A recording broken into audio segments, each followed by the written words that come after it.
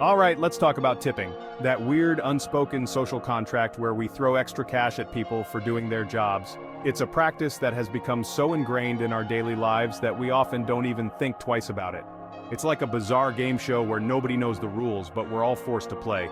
The confusion is real, and the stakes feel oddly high. You know the feeling, right? You're at a restaurant, bill in hand, frantically trying to calculate 15%, 18%, or is it 20% these days? The pressure mounts as you try to do mental math, hoping you don't mess it up. Your palms are sweating, your brain is fried, and you're pretty sure you just over-tipped on a mediocre Caesar salad. It's a moment of panic that many of us have experienced. Tipping is supposedly about rewarding good service, but let's be honest, it's often more about avoiding the shame of looking stingy. We tip to save face, to avoid that awkward moment of judgment. It's become so ingrained in our culture that we barely even question it anymore. It's almost automatic, a reflex action. But should we be questioning it? I think so. It's worth taking a moment to consider why we tip and what it really means, because here's the thing. Tipping is a global phenomenon, but it's not a universal one. The way tipping is practiced varies greatly around the world. Different countries have wildly different tipping cultures, and some don't even tip at all. In some places, tipping can even be considered rude or unnecessary.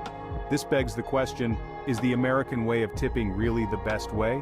Or is it just one way among many? Stick around because we're about to dive deep into the wild world of tipping. We'll explore its origins, its variations, and what it says about us as a society. So, where did this whole tipping thing even come from? It's a question that has puzzled many, and the answer is more complex than you might think. Well, buckle up, because the history of tipping is about as clear as a glass of tap water in a budget motel. It's murky, convoluted, and full of twists and turns. One theory suggests that tipping originated in 16th century England, where guests would give money to servants, or tip them, to ensure good service. It was a way to guarantee that their needs were met promptly and efficiently. Think of it like a bribe, but with fancier hats. It was a practice that signified status and wealth, a way for the upper class to show off their generosity. Fast forward a few centuries, and tipping hopped across the pond to America, where it really took root. It became embedded in the culture, especially in the hospitality industry. After the Civil War, wealthy Americans returning from Europe, where tipping was already established, brought the practice back with them. They saw it as a mark of sophistication and worldliness. It was seen as a way to flaunt their wealth and sophistication. Fancy, huh? It became a social norm, a way to demonstrate one's social standing. But here's where things get messy. The practice of tipping started to create disparities and inconsistencies in the way service workers were compensated. In the early 20th century, the restaurant industry lobbied hard against minimum wage laws, arguing that tips would be sufficient to compensate workers. They claimed that tipping was a fair way to reward good service. And guess what? They won. This victory for the industry meant that employers could pay their workers less, relying on customers to make up the difference. This led to the creation of the tipped minimum wage, a ridiculously low wage that still exists today.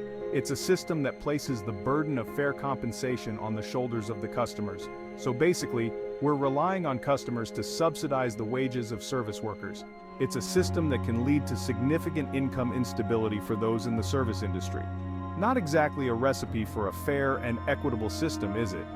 The reliance on tips creates a precarious financial situation for many workers, making it difficult for them to predict their earnings and plan for the future. Fast forward to today, and the US has become the Wild West of tipping.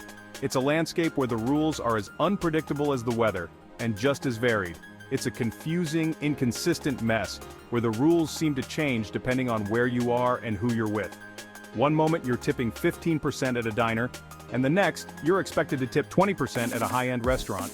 Restaurants, bars, coffee shops, hair salons, taxis, food delivery, the list goes on and on.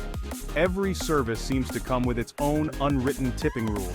It's enough to make your head spin faster than a roulette wheel in Vegas. The sheer number of tipping scenarios can leave anyone feeling overwhelmed and frustrated. And don't even get me started on the whole percentage debate. Is it 15%, 18%, or 20%? The numbers seem to change with every passing year. Is 15% still acceptable? Or is it now considered stingy? Is 20% the new standard? And if so, how did we get here?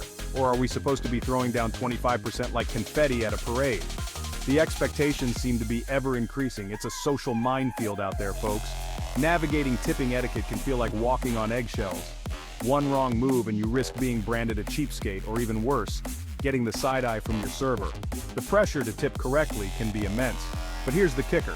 Even with all this tipping madness, service workers are still struggling to make ends meet.